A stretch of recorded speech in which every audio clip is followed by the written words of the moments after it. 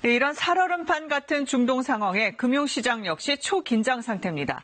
금이나 달러 같은 안전자산에 돈이 몰리고 주식시장에선 돈이 빠져나갈 가능성이 커지기 때문인데요.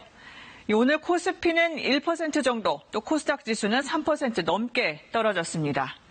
환율은 한때 10원 넘게 급등했다가 오름폭이 줄어들어서 1,170원대에서 장을 마감했습니다. 반면에 국내 금거래소 거래량과 거래 대금은 개설 이후 약 6년 만에 가장 많았습니다. 중동 변수에 가장 민감한 것 바로 국제 유가죠. 한때 5% 정도 급등했는데 다행히 진정됐습니다. 당장의 충격은 그다지 크지 않은 모습이지만 앞으로 상황에 따라 여파가 커질 수도 있는 만큼 정부도 분주히 움직이고 있는데요. 우리 경제가 어떤 영향을 받을 수 있을지 김민철 기자가 분석해봤습니다.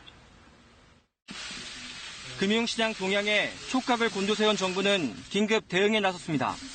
금융, 유가 등 5개 분야 범부처 점검반을 꾸리고 24시간 점검 체계를 가동하기로 했습니다.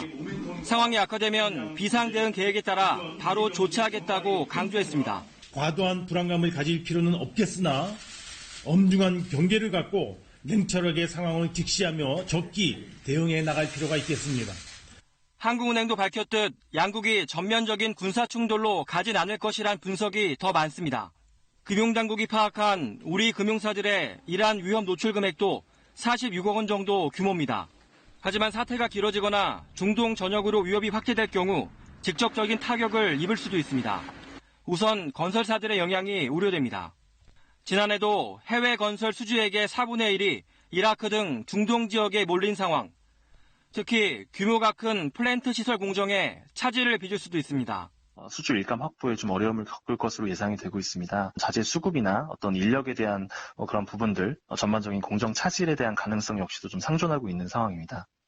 중동 지역과의 수입 수출 비중은 우리나라 전체 교역의 8.6% 정도. 사태가 확대되면 직접 교역뿐 아니라 간접적 영향도 우려됩니다. 국제 유가가 불안해져 주요국들의 소비 심리가 위축되고 세계 교역량이 줄면 수출에 의존하는 우리 경제의 회복에 걸림돌이 될 수 있습니다. 국내적으로는 수출 기업들의 상황이 어려워지게 되면 이와 연관된 기업 투자, 고용 활동이 위축되면서 국내 경제 성장률에도 악영향을 미칠 가능성이 높아 보입니다. 아직은 외국인들이 우리 주식을 사들이고 있지만 안전자산 쏠림 현상이 심해질 경우 증시에도 악영향을 줄 수 있습니다. KBS 뉴스 김민철입니다.